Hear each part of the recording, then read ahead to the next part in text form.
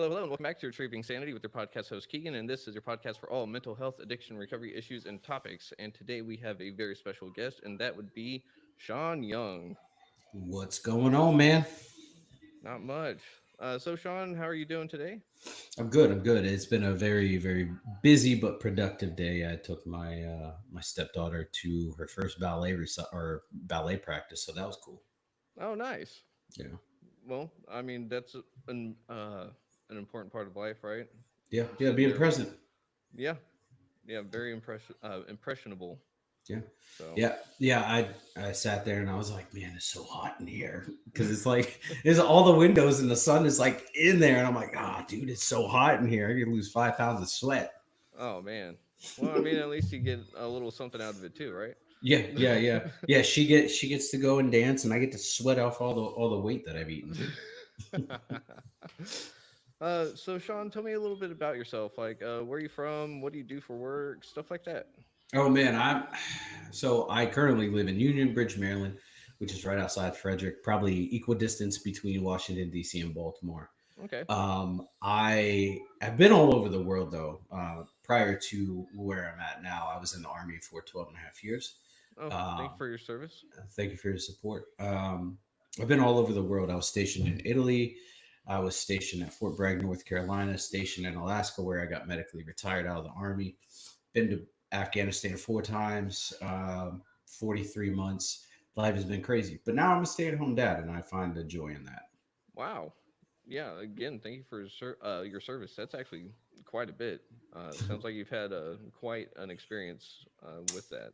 Yeah, absolutely. And I know a lot of vets that get out of service and they're like, "Oh, the military's terrible." I mean, I had some good times. I had great times. I had bad times. Mm-hmm. But that's life. Sometimes we got to take the bad with the good, and just understand that that's part of life.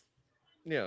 I was just about to say it's kind of like life. Everything has its ups, its downs. It's just what is it? What's its reputation? Kind Yeah, of like mental health. Like it yeah, has a terrible reputation, but it's changing. yeah. So, Absolutely. And on top of that, I'm a shaman healer. I am. I'm a podcaster. I have my own podcast, much like you, a recovery based podcast. And I am a life coach. I am also a rune reader. I do a little bit of everything in the spiritual world. I enjoy it so much. It's about reconnecting people to who they are meant to be. mm, very interesting.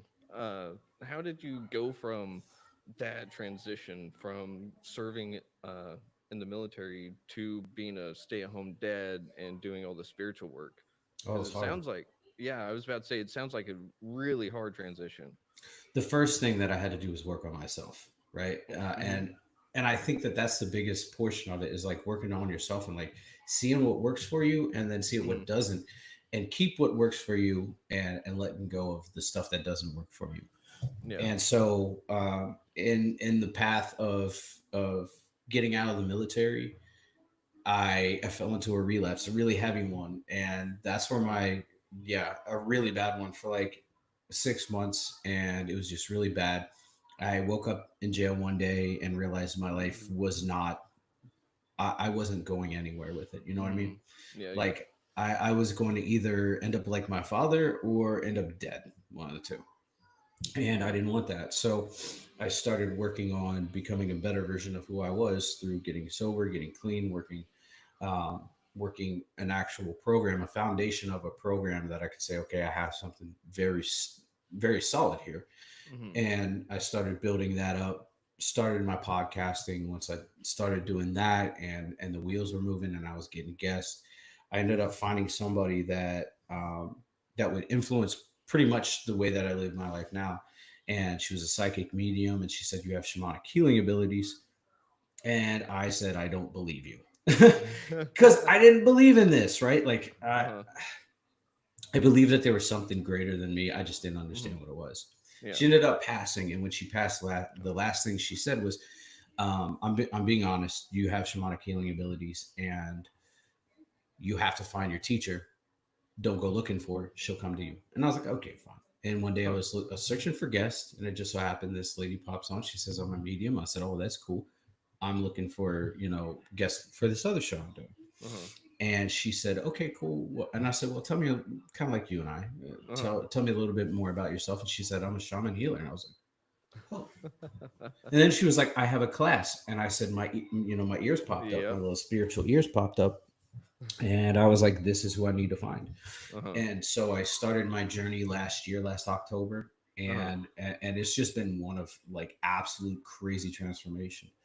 Oh man. Something that if you would have told me 2 and 3 years ago, like this is where I'd be in life, no, man, no, because like I think I told you, once I kind of surrendered and gave up and just said, this is not mine anymore, like Mhm. the universe fell at my feet, and it's just blown me away by what's happened in my life. That's awesome. And Yeah. I'm really happy to hear that, and I can really relate. Yeah. Uh but I mean, you just blow out every expectation on that end. And but I do want to kind of take one step back. Hmm. So you got into recovery, Hmm. which means you were like myself in addiction. Yep. Uh, so can I ask you, like, what was it that kind of got you out of it? Like, what was your rock bottom? Like, your absolute just saying, nope, that's it. I, I'm the jail thing, but was that your absolute rock bottom? no, it was missing Christmas because I was in Oh, jail. oof. And missing Christmas because I was in jail. To me, like Christmas and Halloween are the two biggest holidays for me. Mm-hmm. I absolutely love both, but to me, like there's that nostalgic feeling of Christmas, right? Yeah. And I can't tell you how many times when I was growing up, my dad wasn't there for Christmas, Mm. and the trauma that surrounded that. And I kept that cycle going Mm-hmm. of not showing up for Christmas, not being there for Christmas, and that hurt me more than anything. And that was one of them. And I was in my jail cell, and I was just blaming everybody for my problems, right? Like I hadn't accepted that I was the problem at that point. Mm. And I was just blaming everybody for my problems. And this Native American guy comes up to me, and he is like, they called me Viking in jail, and he was like, "Viking, shut up." I just kind of looked at him. I was like, "Who are you?" He was like, "You've created all these problems for yourself. Once you've decided that and you've accepted that you have made these problems for yourself, Mm-hmm. then everything's going to start working out for you." Yep. And at first I was like, I don't trust this, right? Yeah. And I sat with it for like, most people would take days. For me, it was like instantaneous, like 3, 4 hours. And I was like, Wow. yeah. And I really sat with it, and I was like, he's right. Like Mm-hmm. I've created all these problems for myself. And at the end of that, literally, and I'm not even joking you, like I accepted it. I looked at myself in the mirror, and I didn't even recognize who I was. Uh-huh. I got a knock on my jail cell, Oh and wow. it was the CEO, and he was like, "Pack up your stuff. Your bail's been posted. You're out today." What? Hmm. Not even joking. Wow. It wasn't planned or nothing. I had no idea about this. And for me, that moment of surrender and serenity and just everything, that realization of like, I have created all my problems in my life, and now I have to rectify those, Mm-hmm. changed everything for me. And that was my rock bottom. Going out, I lived in Alaska at the time. So Mm-hmm. going out in December in the cold with nothing, right? Like I couldn't go home. Uh-huh. Uh, I I had really no place. Like I was houseless. I wasn't homeless, but I was houseless at the time. Mm. And so I didn't have any money. I Mm-hmm. had a ride, but I didn't have anywhere to go. So it was like, that was my ultimate rock bottom. Like I didn't think that I could get to that point, that place in my life where everything was just stripped away from me, and it was just me. And I went into a rehabilitation court, so like a drug court, a mental health court, DUI court, what have you. Mm-hmm. And I sat in front of a judge, and he was like, Mr. Young, what is different about this time? Because I understand like you've had other periods where you've tried to get sober. What is different about this time? And I said, Uh-huh. well, I have to do it for myself. Other times I've done it for other people, and they've walked away. And once they walked away, I had nothing to be sober for. But now I have to do it for me. If I Yep. don't do it for me, it's going to fail. And I said, Mm-hmm. God forbid my family leaves, which foreshadowing they did. Oh. um, I have nobody to be sober for but myself. Mhm. And that set me on this ultimate path of like nose to the grindstone. There's nothing getting in my way. I haven't had a craving. I haven't had a temptation. None of that. And Nice. it's been beautiful because I've done it for myself. I haven't done it for anybody else. Like Mhm. I have a biological dog that lives in Tennessee.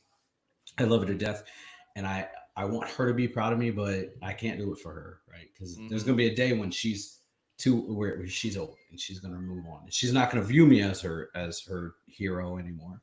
She's gonna Mhm. view me as dad, right? Yep. So like I have to do it for her. I have to be alive and I have to be present and I have to be capable of being that father figure for my kid. Mhm. And so that set me on this course of where I'm at now. Wow. That is very touching and inspiring. Yeah. So, I mean, that uh, generational trauma, that cycle, yeah, I'm really happy that you caught that because not many people do. And nowadays, I know for myself, whenever I kind of caught it, I was more ashamed of it than anything. And so I was like, nah, I'm not going to deal with this. But it sounds like you just said, no, I got to do this. I will do this and I'm going to do it. Oh yeah, I So, spearheaded everything, man. Like I'm you know when they compare us like addicts and alcoholics and they say we go mhm. all in, it's Oh, all in yeah. or nothing. Yep. I dove headfirst into my recovery, man. I went into individual counseling, marriage Hmm. counseling. I did uh I did CBT, you know, cognitive brain Hmm. therapy. I did AA 7 days a week. I did everything. Like everything that I was meant to do, I Uh-huh. did and then more because I was like, I have to get this right now. Like I Uh-huh. have to get this right. I wasn't trying to fast track through it. I was Hmm. trying to get as much out of it as I could. I had to do anger management, and I did it twice because I was like, I want to fucking make sure I got everything. You know what I mean? Because I'm a pretty angry person, and naturally, veterans are known for being either a funny or b angry, and I wanted to Hmm. make sure that I got that right and like that I understood and grasped that, and Yeah. it was a blessing. Well, that's really cool.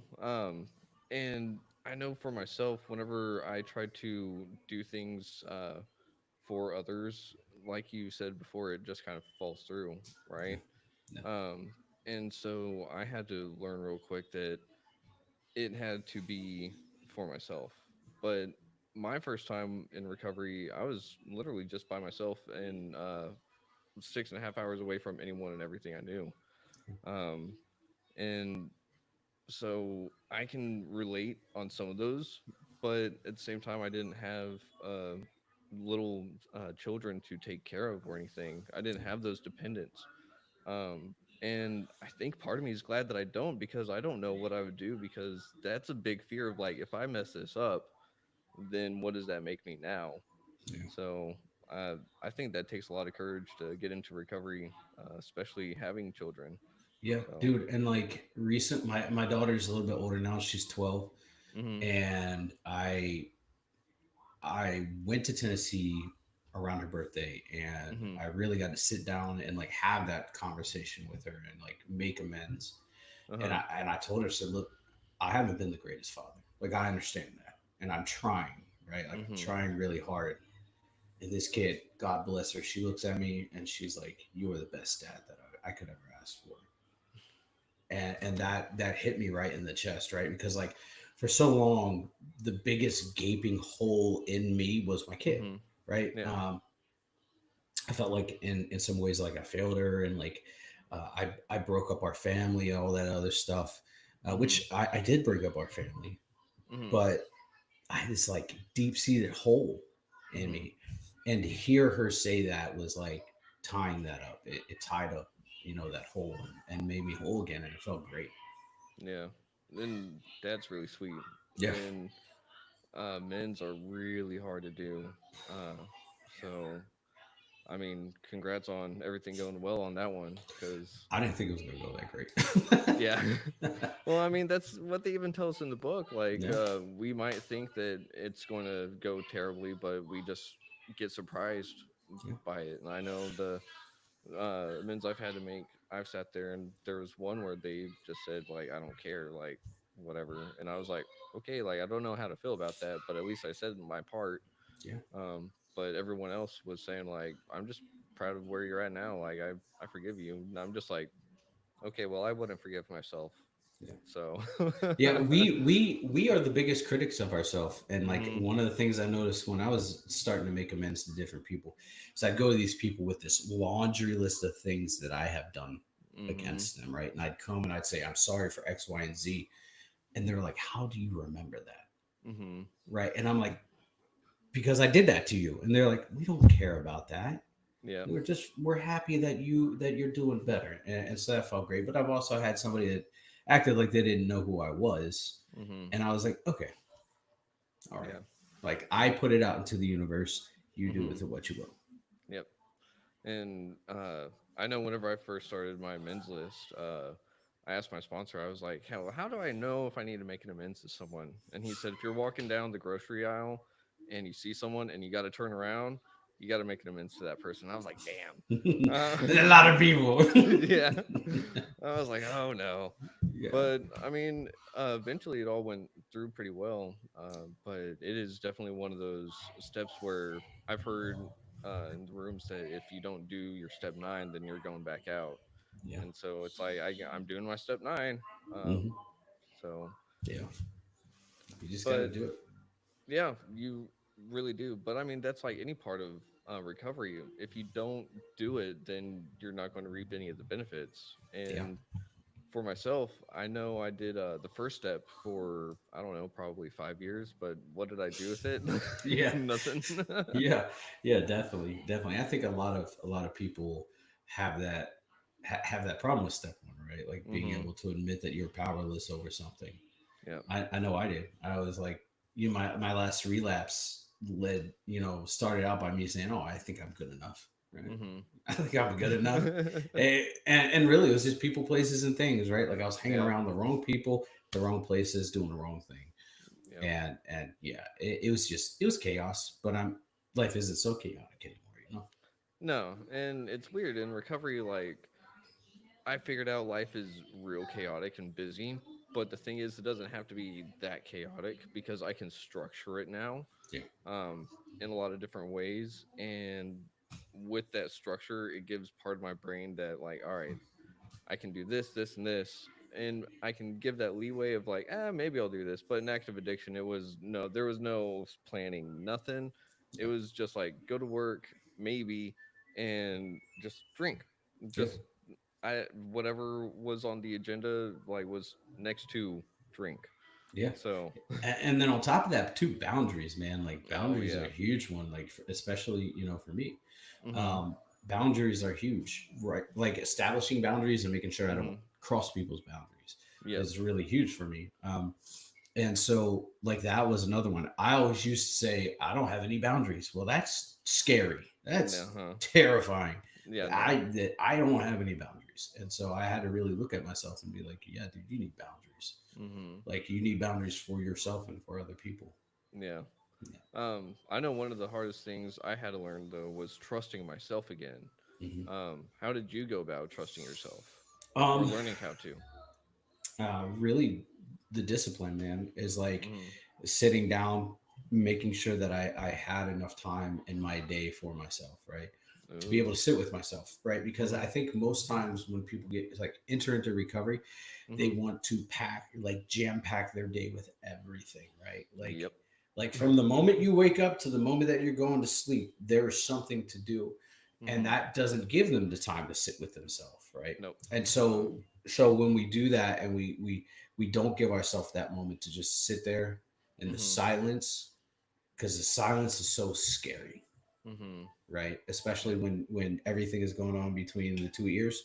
Uh-huh. um and sometimes you got steam blowing out of them. We don't give ourselves that time to like really process what's happening, even like process like what we have done to ourselves and what we Mhm. have done to other people and how Yeah. people have wronged us, or even processing how your day went. And Mhm. so I made sure that I gave myself enough time in the day where, yeah, I was doing a lot, but Yeah.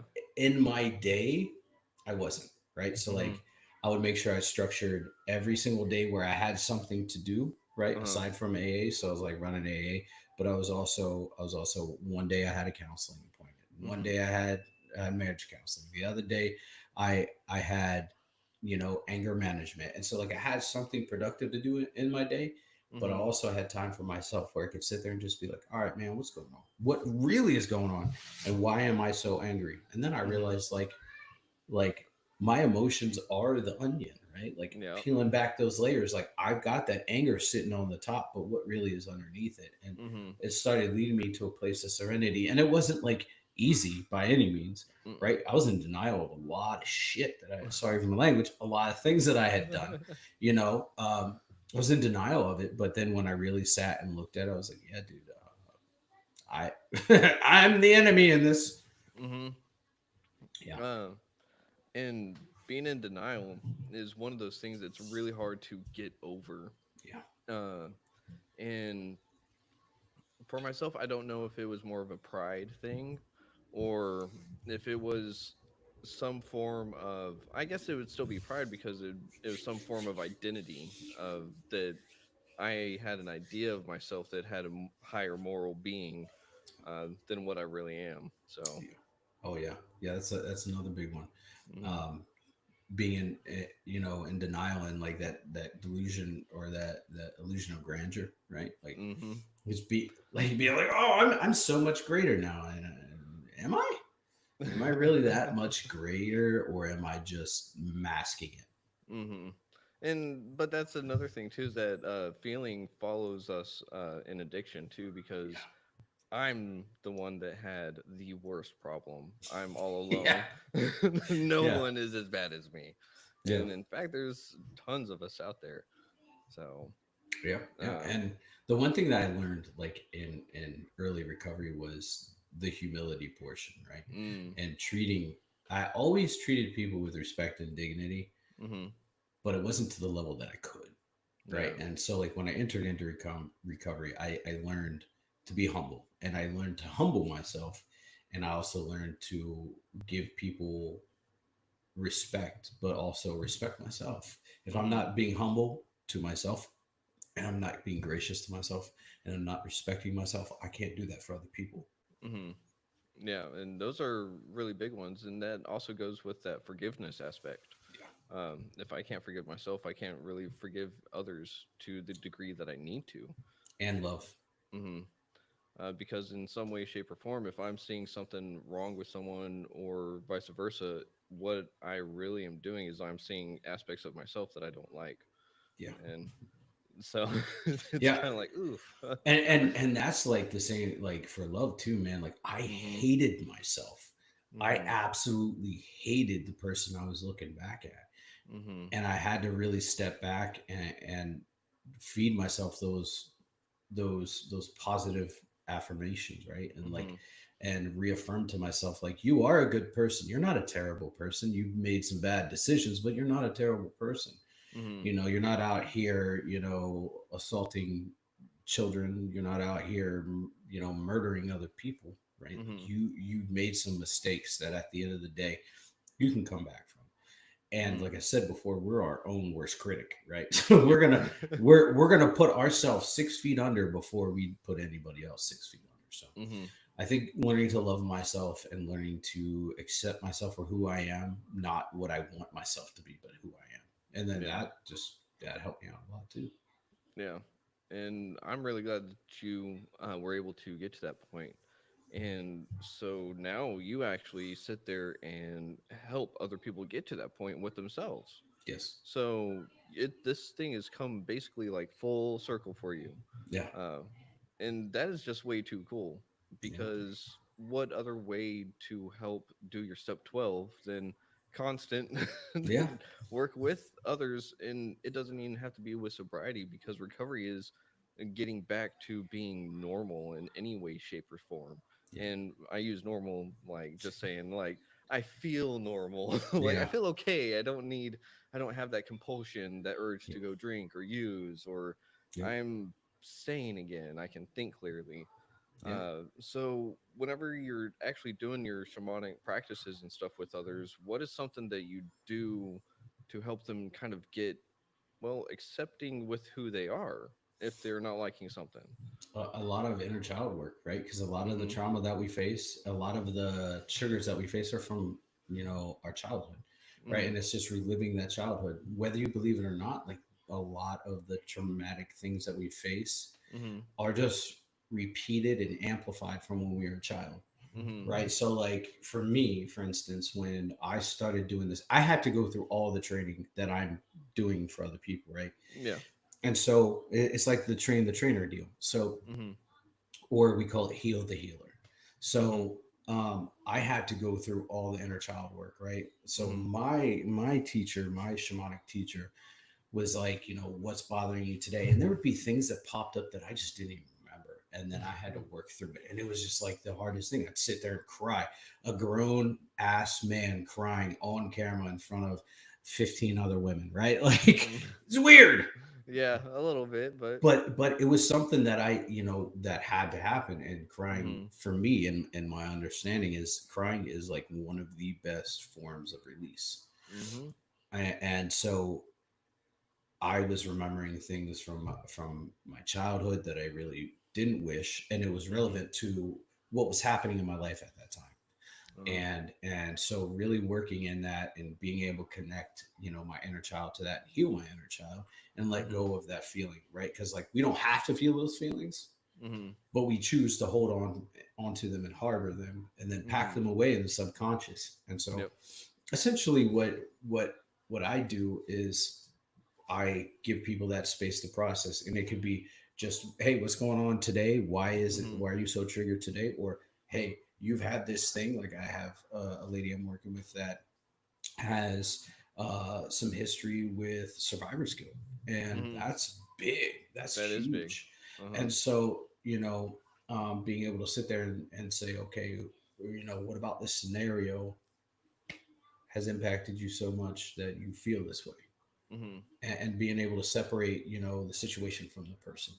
And I Mm-hmm. think once people get to that point, also doing a lot of shadow work, Mm. once people get to that point and being able to evaluate themselves, like, strip away all the labels, everything else, and just Mm-hmm. evaluate themselves, that's where they're at their purest form, and that's where Mm-hmm. they can be able to start healing and working through it.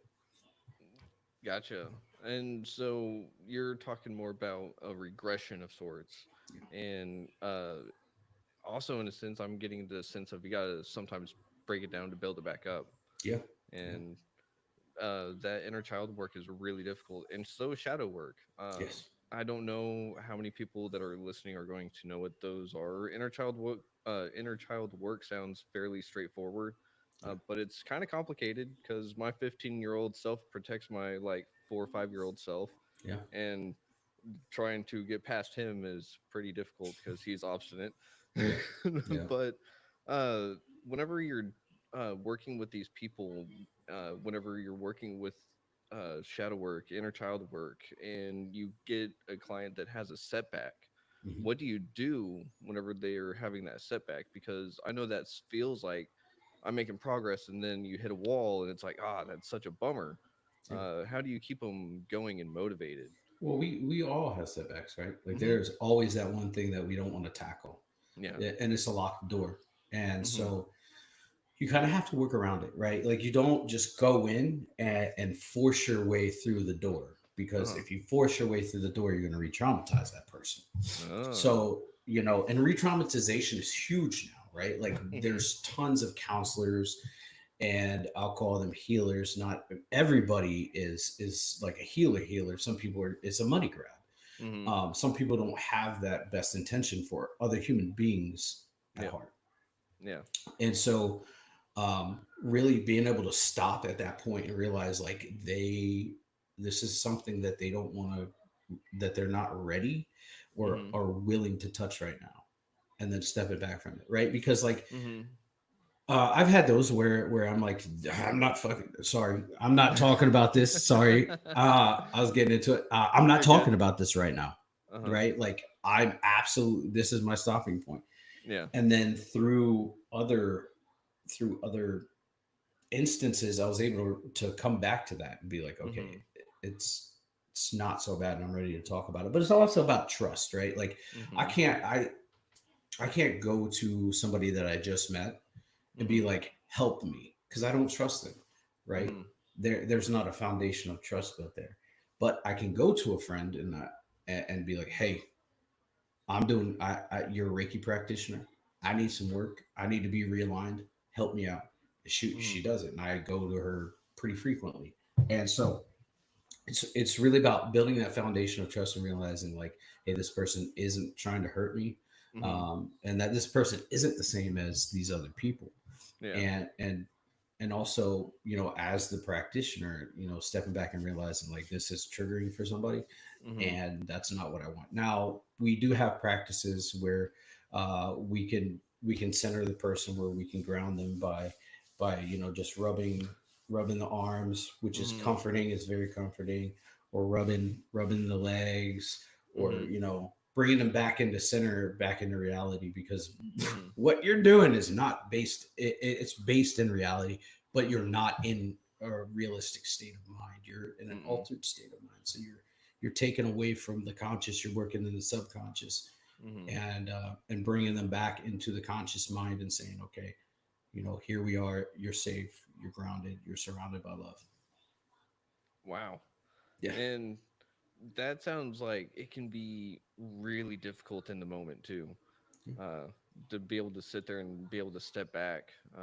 Because I know for myself, once I am helping someone, I really want to help, but it sounds like you've learned all the signs and all the things to watch out for, saying, "Hey, this person might get overstressed here or overstimulated talking about this, so maybe let's back off on that Yeah. and focus attention somewhere else." Yeah. Um, Yeah. I mean, I've done I've done a lifetime of counseling. You know what I mean? And uh like, huh. I know myself pretty well, but I people watch quite a bit. Hmm. Like, I'll go to the airport and I'll people watch. It's my favorite thing to do. I love people watching. Or going to Walmart. Walmart's the most interesting, by the way. Oh yeah. Um, but it's about noticing the physical signs, right? Like being Mhm. able to tell somebody's uncomfortable Mhm. and backing away. But also, like, our ego gets into play sometimes, Yeah. especially when we're trying to help somebody and we're like, they're not getting it. Well, it's not about us. No. It's not about us. Like, Mhm. I'm the dude at the door that's holding the door open for you, Mhm. so Yeah. you can walk through, and then I'll shut it. Yep. Right. Uh-huh. I'm just talking to you from the other side of the door. You got the rest of this. You're doing and here's the secret, guys. You're really doing all the healing. I'm just the dude that's facilitating it. Yep. You're the person that's putting the work in. I'm just the person that is facilitating that. And that's Mhm. the most beautiful thing. Is like, you're doing the work. You Mhm. are you are absolutely putting the time and the effort in to make your life better. Yep. And that is the beautiful thing, because once I realized I was doing that for my recovery, it made me go like, "Oh, I can do something for myself." Yeah. Like, what? I'm doing this. This is Yeah. wild. I actually the my moment of realization for that too was I was in a counselor's session. Great Mhm. counselor. I love this dude to death. He's awesome. Unfortunately, he doesn't provide services in my state, or Mhm. else I would still be in counseling with him. But Uh-huh. him and I were talking. I said, look, Doc, I'm thank you for what you've done for me." He's like, "I haven't done anything for you." I was like, "What do you mean?" It's like, "You did all this." And he was like, "No, you did all this. Mhm. I was just the dude that was standing at the door." Mhm. I was like, "Okay, I get it. Yeah. I understand, but thanks for being at the door, Doc." Mhm. Yeah. That actually does remind me. Whenever I was in rehab, my counselor gave me a book to read, and it was about two therapists, two Mhm. psychiatrists, I believe they actually were, but they were talking about how the therapist doesn't do anything except for identify the roadblocks and help work through them. That Yeah. and they even said we don't even help work through them necessarily. We just ask questions. Yeah. Like we just help identify the roadblock, and then the patient will take care of it themselves. Yeah. So, Yeah. sounds very similar, Hmm. if Yeah. not the And same. that's why I love that guy. Like, he was Hmm. raw, which I Uh-huh. needed somebody who was like raw, who was like, "Hey, look, dude, you're not thinking in the right state of mind here." Hmm. But he would also he would also point out when I was doing good, right? So like most Mhm. times counselors are like just want to tell you the negative and like or agree with you, where Mhm. he was right in the middle there. He was unbiased. He was like, yeah, you're doing great, keep it up, or no, dude, you did this all wrong, let's go Mhm. back, we have to do this again. Mhm. And that's really good to have someone that's unbiased like that. Oh yeah.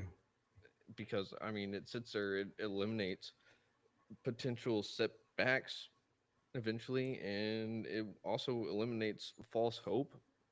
Oh yeah. Because I mean, I could only imagine leading someone through and just saying, "Oh yeah, you're doing real good," even whenever they have those real hard setbacks, and they're like, "I don't want to touch it," and then eventually it culminates to like, "Well, you kind of got to get there," but it's like, well, you I'm should, unqualified to do this. yeah, I hate that.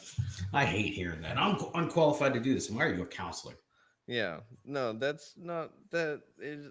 I mean, I do understand in some regards, like if you're dealing with substance Yep. abuse, you do want to address certain things differently, but to say that you're unqualified to listen is a little silly. Yeah. Yeah, So, absolutely. And one of the things that I wanted to say is that it's okay to like fire your counselor.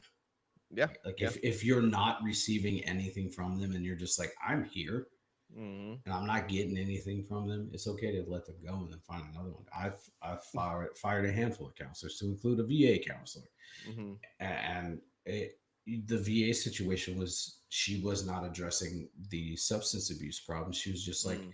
she's like, why are you so angry? I get it, like, but do you not? Can we talk about the substance abuse problem, because that's a Mhm. byproduct of like what I'm going through now? Mhm. And she didn't want to touch it at all. And I said, well, okay, I got to find somebody who will. Yeah. Uh, so you actually just said something that a lot of people don't seem to realize is that alcohol or drugs of the various degrees are all actually symptoms or byproducts of whatever else is causing the problem. Yep.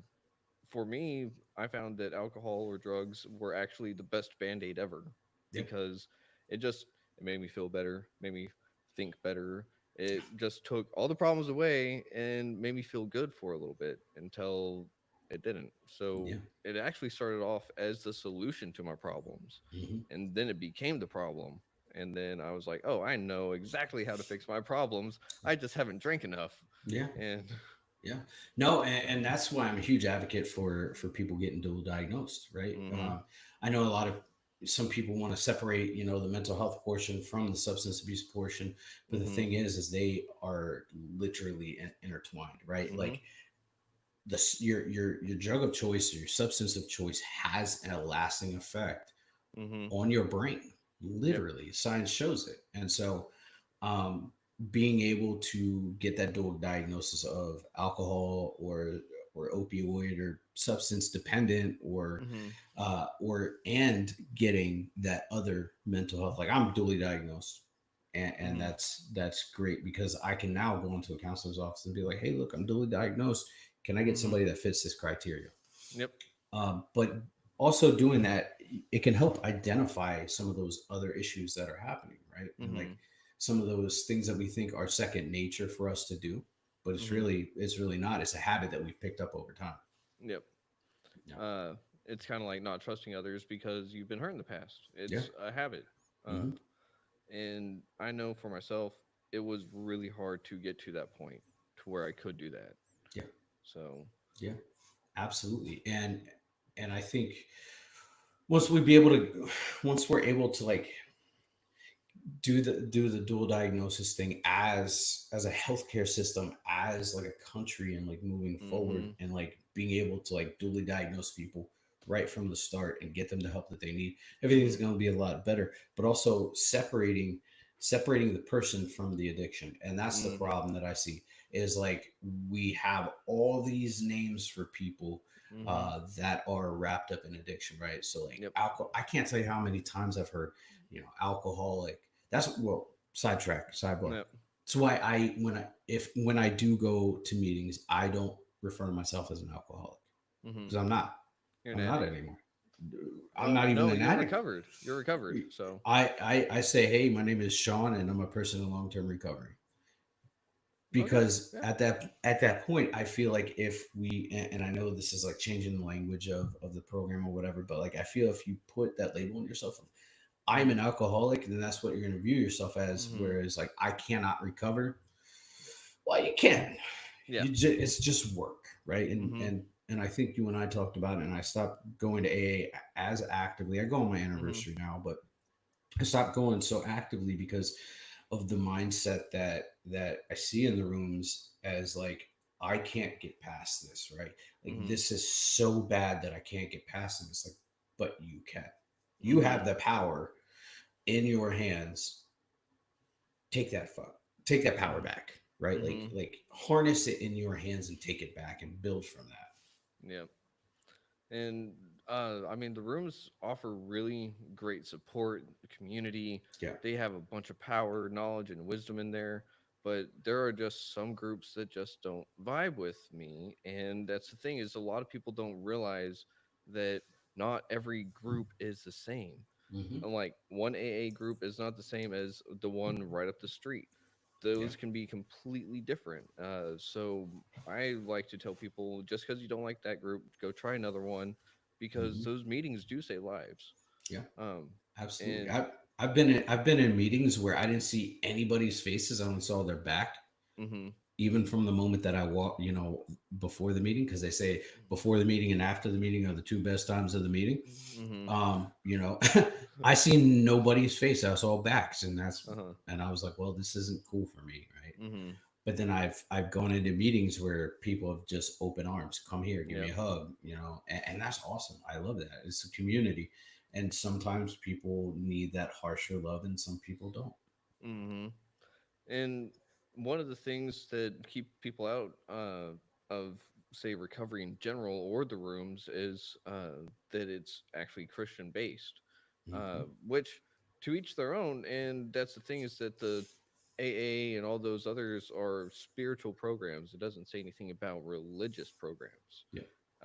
And that was one thing that honestly kept me away. Was I was like, I don't want to have anything to do with that, uh, until I got broke and said, "All right, now I have to do 9 months at a Christian military rehab." Yeah. Yeah. And so that's how I got into it. And so, like, I literally said, like, I'm willing to do whatever. But it took a lot of work. But the thing is, did you know that this exists? Hmm. Yeah. Yep. So Yep. I got into that not too long ago, and it has the best Zoom meetings that I've ever been Yep. in. Yep. So, but my question with that is, how did I'm? We talked about it. You're pagan, Hmm. so how did you go about being in those rooms with that mindset in the rooms? Because again, not every room is the same. Some are welcoming. Some will say, "You're not a Christian, get out." Yep. So, Well, I didn't talk about what I believed in, right? Like I okay, didn't. yeah, yeah, If I were, I'd say my higher power. mm-hmm, If I were engaging with somebody or speaking, I would say my higher power, and never. I wouldn't say God, just for mm-hmm, just for the fact of like it's nobody's business who my higher power is mm-hmm, or what my higher power is, right? yeah, My relationship with my higher power is very personal. mm-hmm, Nobody steps in the middle of that, mm-hmm, and that's with all due respect, nobody steps in the middle of that, so therefore I don't mm-hmm, have to tell you who my higher power is. I'll say it here. I'm fully into Odinism, right? Like Odin mm-hmm, is my higher power, but I also take every aspect from different religions and cultures and apply them to my life the mm-hmm, way I see fit. yeah, And so I don't necessarily talk about my higher power because A, that doesn't matter, and B, the higher power is helping me stay sober, right? And yeah, even if people can't be like, oh, I can't pick a higher power because I'm agnostic. Well, this bag of runes right here could be your higher power, right? Like mm-hmm, that doorknob. And this is the best. Like I have trauma surrounding my father when mm-hmm, my father was in the rooms, and he explained mm-hmm, it the best. He said, your higher power could be that doorknob because it could keep you in the room, mm-hmm, right? The chair because it keeps you sit down, right? It mm-hmm, could literally be anything that keeps you sober. And so when I was trying to discover like who I am and where I fit in, in the religious structure or higher power. That's what I focused on. I said, okay, well, what is going to keep me sober? And the Mm. one thing that I found that kept me sober was my belief in Odin and the fact that, um, and the fact that, and not to get off on a spiritual tangent, but like the heart of Odinism pretty much explains it all, and it says, I don't bow my knee in supplication. I Mhm. don't ask. I don't ask the gods for things. I ask them for the strength to acquire them, Mhm. and realizing that I was born a sinner and that I will be a sinner to the day that I die. Mhm. And that to me was like empowering and kept me sober. Mhm. And I'm really glad that you were able to do that because not a lot of people are able to Oh do yeah. that. Oh Uh, because if you're uh, in the subsect of a subsect, if you're a pagan in recovery, you're already sitting there just yeah. kind of the black sheep of the black sheep. yeah. And uh, but it sounds like you work with people of all walks of life, if I'm not mistaken. Yep. Yep. So uh I guess whenever you tell them you're a spiritual shaman healer, most people Mm. are really receptive to that, right?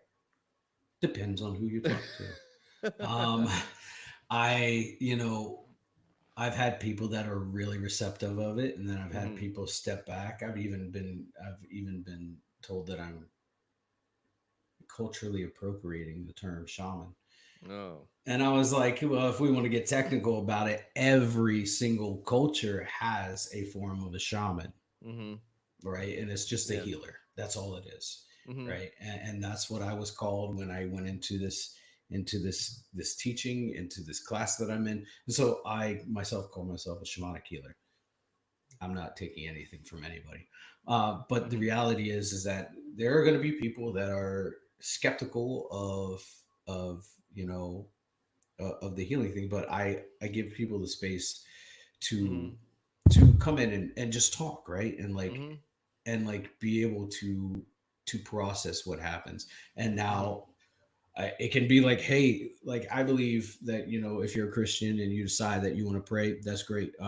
If you're a Buddhist and you decide that you want to meditate, that's great. It's all the same language. We're just Uh-huh. doing something completely different.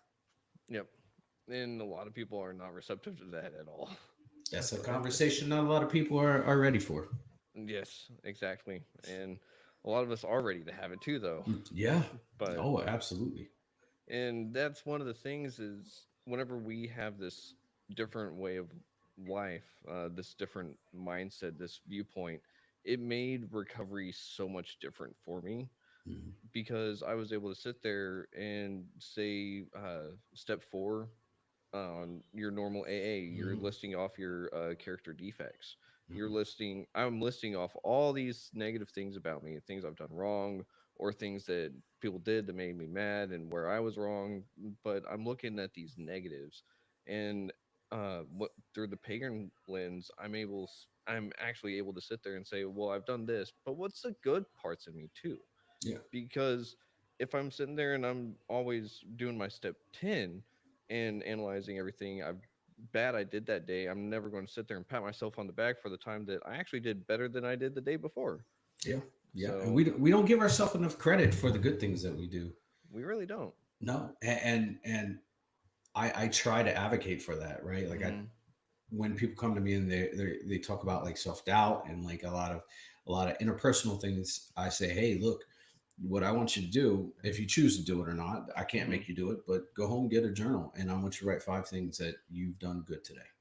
And Yeah. then tomorrow, 5 different things. And then Hmm. over time, or gratitude is a huge one. Yes. Gratitude will put you in that place anytime, right? Like I've been in a terrible mood. And then I'm like, okay, well, what am I grateful for? And I start listening to them, and then it just changes the aspect of like how I see my day.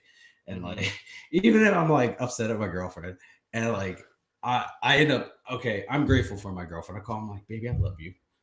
She's like, well, I love you too. Where'd that come from? Because like earlier you were an asshole. I was like, I know. Sorry. uh, and so whenever we're sitting here, uh, s- I wouldn't say that we're separate from the world. We have different thoughts, different perspectives, and everything. Yeah. But that's one of the things I think I can say we're better at is being a little bit more open minded to saying your reality is your reality Mm-hmm. because it truly is. Mm-hmm. Just as if, say, someone were having like a bunch of hallucinations and freaking out, I can't sit there and reason with them, telling them that's not there. I have to reason and work with them because to them it is real. Yeah, And I think that's how I try to treat everyone and their beliefs that way because to them it is their reality, it is their world, and so why should I sit there and tell them no, that's not true? absolutely. Yeah, the way that we view the world is different than the way that the next person is going to view the world. And Hmm. so being able to have that respect and that understanding of like, hey, I don't see things the way that you see them, but you also don't see them the way that I do. And that's Hmm. completely acceptable, but also understanding like there's that level of respect too. Like Hmm. if I'm coming to you and I'm saying, hey, look, I'm seeing things like this and the other person is coming to you being completely disrespectful, there's that for me that's a boundary. Like I Hmm. like to show people respect, but I like that respect in return. Don't come Hmm. to me, don't come at me, come to me, Yeah. don't come at me, and it's all good. Yeah. Come to me, not at me. I like that. I don't think I've heard that, but I might have to steal it if I can remember I just came up with it. You're good. Take it. it. I just can't that I don't even know where that came from. It just popped in my head. You can take it. No, You can have no, that was your personal download, man. That was it. for you. Yeah. Yeah, But I think that's what is a lot of wrong with society today is like people want hmm. to talk at somebody or about somebody and not come Hmm. talk to them. And Hmm. really, if you come and talk to them, like I'm dealing with a situation. I'm not me personally, but Hmm. I've been placed in the middle of this situation Uh-huh. where one side is talking about the other side, and the other side doesn't want to talk about the other side, and that's great Hmm. because I don't have to be put in the middle. But that one person is talking to me about this other person. Come on, Yeah. You getting you don't put want. in a rock in a hard place. Yeah, yeah, especially when that other person is Hmm. like somebody that's incorporated into my healing, right? Like that is No. in my healing, and I'm like, I don't, I'm enough of a free thinker to understand like Hmm. what this person is saying isn't necessarily how this person is in real Hmm. life, but this person has a perception. Hmm. It may be skewed, but has a perception based off of the Hmm. situation Yeah. that involved this other person. No, man. And that's It's all. hard. I It's was hard. about to say that's tricky water to swim in. It's mental math. Yeah. The one of the real life examples of chess. Um, Yes, and yes, so always got to yes. be two steps ahead, but man, that can be real difficult when you don't know where the pieces are. Absolutely, absolutely. You can't mind read. No. No. And I try to do that way too often, my addiction. Oh yeah, oh yeah. I one of the things that I've been working on recently is not trying to predict what other people are gonna Hmm. do or how they're gonna act. And I have Hmm. been the worst at doing that. I've just been like, yeah, well, you're just gonna do this, and the other person's like, how do you know that I'm gonna do that? I don't know, but based off of your last our last interactions, well, based off our last interactions, I'm a completely different person. So Hmm. yeah. Yeah. I know for myself, having expectations of other people was the real big one. Whenever I asked, how do I know if I'm living in self will, they said, are you having expectations about everything? And I was Hmm. like, damn, like, okay, you got a point. So, Have you heard the saying about expectations? I've heard a couple, but which one? Well, this is my favorite. Expectations lead to resentments. Yes. I, Hmm. I hated that when I hated all the slogans when I got into recovery. Hated them all. You resented all the resentment slogans? Yes, I did. Yeah. Well, I resented, the expectations lead to Hmm. resentments. Keep coming back. It works if you work it. All those things. I was like, "Ugh!" But it makes so much sense because they're all true. Hmm. And they're all I've seen too many times there I put expectations on people or myself, and I never Hmm. and those expectations were never met, and I'm like, you are the worst, but am I? I'm just human. Yeah. You are just human, as am I. Yeah. And as is everyone else that is walking around. Well, Yes. hopefully, right? Like, hopefully, we're all just human. Hey, the government did say aliens are real. Yeah, this is true. So, I There could mean, be some aliens, some lizard people out there. don't blow my cover, man. Oh, yeah. But I mean, being able to sit with that and realize that people are human and we're fallible and we have Hmm. this innate ability to mess up, right? Anything. Anything and everything, dude. Anything and everything. Look, man, I have somebody that comes and mows my yard. I forgot to pick up poop this morning, and Oh I no. mean, I picked up most of it, but there's still a few pieces out there. They called my girlfriend. My girlfriend called me angry that they called her, that I forgot a few things, and I just said, "Hey, look, baby, I'm human, right? It Yeah. was 7:30 in the morning when I went out and did this, right? Like I'm still Hmm. tired. Yeah. Be gracious." And she calmed down a little bit, Uh, I not a mean, lot, but a little bit, enough a for us to little have a bit, conversation. and that's all that matters. It's all that matters. So, um, we are nearing the end of this episode, so I just have to ask.